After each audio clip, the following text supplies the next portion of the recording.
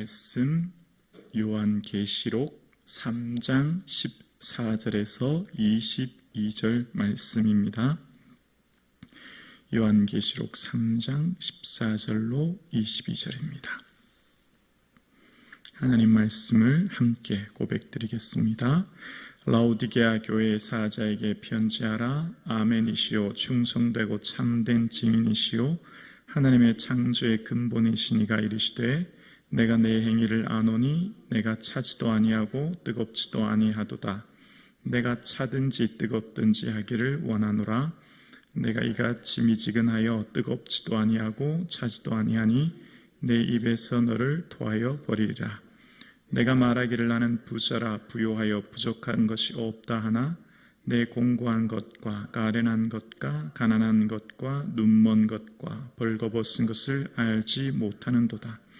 내가 너를 권하노니 내게서 불로 연단한 금을 사서 부요하게 하고 흰 옷을 사서 입어 벌거벗은 수치를 보이지 않게 하고 안약을 사서 눈에 발라 보게 하라. 무릇 내가 사랑하는 자를 책망하여 징계하노니 그러므로 내가 열심을 내라. 회개하라. 볼지어다 내가 문 밖에 서서 두드리노니 누구든지 내 음성을 듣고 문을 열면 내가 그에게 들어가 그와 더불어 먹고 그는 나와 더불어 먹으리라. 이기는 그에게는 내가 내 보좌와 함께 앉게 하여 주기를 내가 이기고 아버지 보좌에 함께 앉은 것과 같이 하리라. 귀 있는 자는 성령이 교회에게 하시는 말씀을 들을지어다. 아멘. 새롭게 허락하신 한 주 예수님의 은혜와 평강이 사랑하는 성도님들의 가정과 자녀들, 기업과 직장에 충만하기를 주님의 이름으로 축복합니다. 아멘. 라오디게아 시는 행정과 상업의 중심 도시였습니다. 그래서 은행 산업이 발달했고 또 이 라오디게아 시는 양모 산업이 발달했고 또 하나는 이제 의약품 산업이 발달했는데요. 부르지아 가루로 만든 안약이 그러니까 라오디게아산 안약이 그 당시 굉장히 이렇게 유행하고 귀 쓰였다는 겁니다. 그리고 이 라오디게아에서는 이 은행 산업이 발달했기 때문에 도시가 굉장히 부유해서 AD 60년 큰 지진으로 도시가 많이 이게 폐허가 될 정도로 힘들었는데 황제의 도움을 받지 않고 재건할 정도로 굉장히 부유한 도시였다는 겁니다. 그리고 이 라오디게아는 모든 것이 다 풍족하지만 특히 이제 식수와 생활수가 부족해서 북쪽으로 9km 정도 떨어진 그 히에라폴리스라고 하는 도시에서 이 온천수를 석관을 통해서 공급받았다는 겁니다. 그리고 동쪽에서 한 16km 떨어진 골로새 지역에서 이제 냉수를 이제 공급받았다라는 거예요. 근데 이 석관을 통해서 공급받은 온천수도 이 9km까지 떨어진 이곳에 도착하면 물이 어떻습니까? 미지근해지지 않겠습니까? 그리고 그 당시 미지근 온천수를 마시면 머리가 어지럽고 구토를 발생했다는 것이죠. 그래서 그런 시대적 이 배경, 문화적 배경을 상황으로 이제 오늘 본문을 이야기하고 있는 겁니다. 주님께서는 유일하게 이 라오디게아 교회를 너무 마음 아파하시면서 칭찬하는 게 등장하지 않아요. 이 오늘 본문을 읽으면 마음이 참 답답하지 않습니까? 기쁨이 하나도 없어요. 오늘 본문은 너무 마음이 아파요. 토해버리라. 여러분 어떤 사람을 향해서 말할 때 그 사람 별로야 뭐 이렇게 얘기하는 거라. 어떤 사람 막 토할 것 같아 역겨워 이런 말은 천지 차이잖아요. 이 지금 라오디게아 교회에 대해서 하나님이 얼마나 지금 주님이 마음 아파하시는지를 볼 수 있는 내용입니다. 그러니까 차지도 않고 뜨겁지도 않다. 차지도 않고 뜨겁지도 않다는 말은 뜨겁지 아니하라는 말은 뜨거워지라는 그런 말씀이신데 근데 이 교회는 지금 근본적인 문제가 뭐냐면 나는 부자다. 나는 부족한 게 없다라고 하는 자기 만족을 넘어 자기 기만. 나는 아무 문제가 없어. 이런 신앙생활을 하고 있다는 거예요. 이 라오디게아 교회는 모든 것이 풍요롭고 부요했고 경제적인 것도 종교적인 것도 타 종교를 수용하고 인정하는 분위기였기 때문에 이 신앙생활하는 이 라오디게아 교회 성도들이 구별이 없는 신앙생활을 했다는 거죠.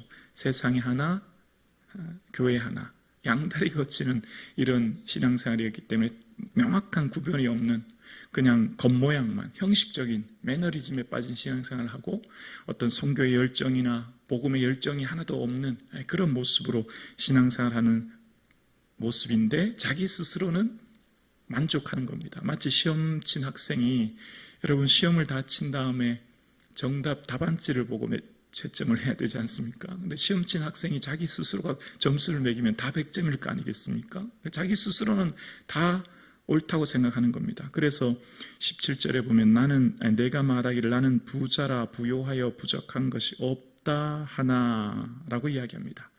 성경에 지금 교회에 대해서 살펴보는데 여러분 특징 아시죠? 서문학교에 지난번에 서문학교의 2장 8절에 보면 2장 9절에 보면 환난과 궁핍을 알거니와 실상은 내가 부유한 자다 기억하시죠?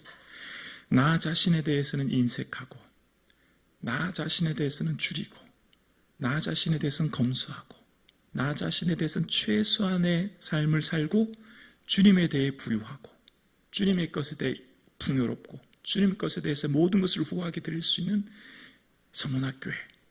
근데 반면에 라오디아 교회는 그 반대였던 거죠. 내 자신은 누리고 내 자신은 취하고 내 자신은 모든 것을 하면서 주님께 인색한 이 요한계시록에 나오는 교회에 대한 평가는 어떻게 우리가 보는 것과 이렇게 정반대인지 몰라요. 부자라고 하는데 주님은 가난하다고 얘기하시고 오히려 궁핍하고 가난하다는데 주님은 부하다는 겁니다. 그러니까 이게 얼마나 무서운 말씀인지 몰라요. 지금 우리가 객관적으로 보는 세상적으로 보는 우리가 보는 것과 주님의 부와 가난의 기준이 이처럼 차이가 난다는 거죠. 여러분 우리의 삶에 어떤 사람이 하나님 앞에 헌신하고 희생하고 주를 위해서 드리며 주의 선교 위에 주의 복음 위에 삶과 물질을 드릴 수 있겠습니까? 모든 것이 다 주님으로부터 왔다고 하는 신앙 고백 아니겠습니까? 다 주님의 것이지요. 그래서 이 라오디게아 교회만은 주님께서 7교회에 각각 다른 모습으로 나타나시는데 라오디게아 교회에 어떻게 나타나시냐면 14절 보시면 14절에 라오디게아 교회 사자에게 편지하라. 아멘이시오 충성되고 참된 증인이시라. 하나님의 창조의 근본이신 이가 이르시되 창조의 근본이신 이 만물이 그로부터 왔고 만물을 창조하신 분 하나님께서 모든 것을 주신 분이라는 거예요.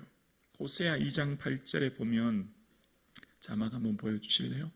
곡식과 새 포도주와 기름은 내가 그에게 준 것이요 그들이 바알을 위하여 쓴 은과 금도 내가 그에게 더하여 준 것이오늘 그가 알지 못하도다. 여러분 열심히 기업 경영하고 직장생활하고 내가 부유하게 된 거 내가 한 것입니까? 주님 주신 것인 줄로 믿습니다. 건강이 주님 주셨기 때문에 기업을 경영하는 것 아닙니까?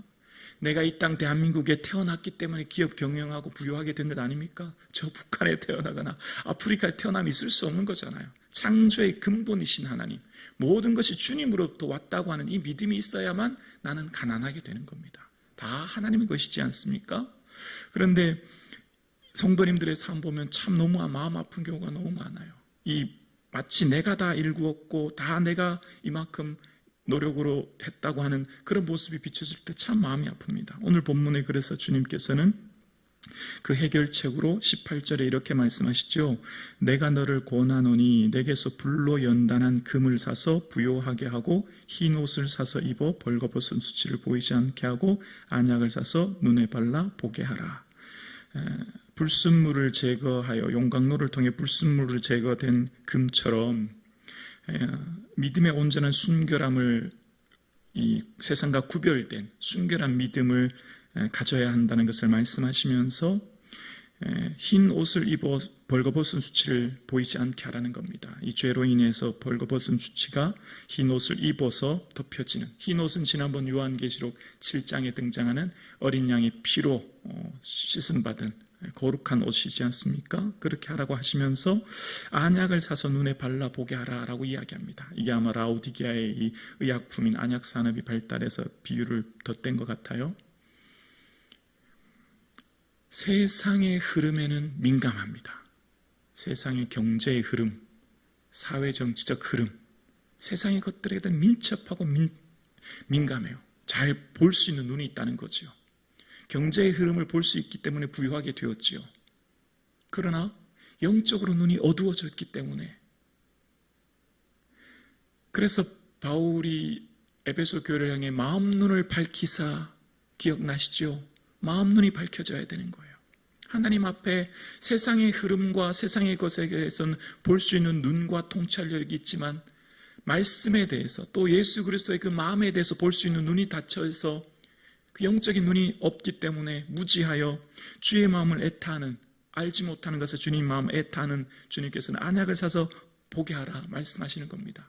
여러분, 지금 계속 교회들에서 말씀하실 때 책망은 무엇으로부터 시작되었습니까?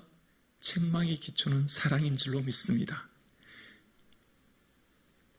미워하면, 사랑하지 않으면 아예 언급 자체를 하지 않으세요. 내버려 두시지.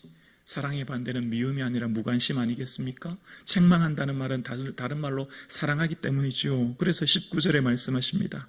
물은 내가 사랑하는 자를 책망하여 징계하노니 그러므로 내가 열심을 내라 회개하라. 잠언 3장 말씀 자막 한번 보여주실래요? 내 아들아, 여호와의 징계를 경히 여기지 말라. 그 꾸지람을 싫어하지 말라. 대저 여호와께서 그 사랑하시는 자를 징계하시기를 마치 아버지가 그 기뻐하는 아들을 징계함같이 하시느니라. 아멘. 어떤 성도님들을 보면 말씀이나 혹은 이 신앙생활에 이렇게 책망을 하거나 혹은 훈계를 하게 되면 굉장히 마음이 틀어지고 거기에 대해서 반감을 가지는 성도님이 계십니다. 굉장히 자존심 상해하고 마치 그 사람의 인격을 무시하는 것 같이 생각되고 마음이 팍 돌아지는 성도님이 있어요. 훈계와 책망은 사랑인 줄로 믿습니다. 현대에는 개인에 대해서 책망하기를 꺼려해요. 목회자도 웬만하면 책망이나 훈계를 하지 않으려고 합니다. 그냥 내버려 두는 게 훨씬 좋아요. 관계만 깨지지요. 그렇지 않겠습니까? 다 잘한다고 하고 무조건 인정해주고 무조건 칭찬해주면. 그러나 영혼을 살게 하기 위해서는 책망이 필요한 거예요. 돌이켜야 되는 거죠. 아비가 자식을 징계함 같이 징계하는 것 기초는 사랑이죠. 주님께서 라오디게아 교회에 대해서 이처럼 잘못된 것을 버려두지 않으시잖아요. 내버려두면 라오디게아 교회 스스로에게는 좋겠죠. 스스로에게는 자기 만족 가운데 있겠죠. 스스로에게는 아무 문제 없다 생각하고 살겠죠. 그러나 그 길 속에는 사망의 길인 것이죠. 그래서 주님께서는 어떤 일을 하실 때 늘 성령님은 우리를 존중하십니다. 존중. 주님은 우리를 억압적으로 하지 않으세요. 그래서 오늘 주님께서는 뭐라고 하시죠? 20절에 보면 볼지어다 내가 문 밖에 서서 두드리노니 라고 말씀하세요. 문을 부시고 들어가는 분이 결코 아니에요. 문을 부시고 들어와서 우리를 어떻게 강제적으로 하라는 분이 아니에요. 두드리고 가세요. 우리를 존중하시죠. 어떤 말씀을 주실 때 강단을 통해서 말씀하시든 내가 말씀을 묵상할 때 깨닫게 하시든 혹은 타인의 말을 통해 깨닫게 하시든 어쨌든 내게 말씀을 주실 때는 주님께서 나를 강압적으로 하지 않고 두드리고 존중하여서 자발적 순종을 통해 동의를 통해 말씀하시지요. 그렇게 하시는 이유는 뭐죠?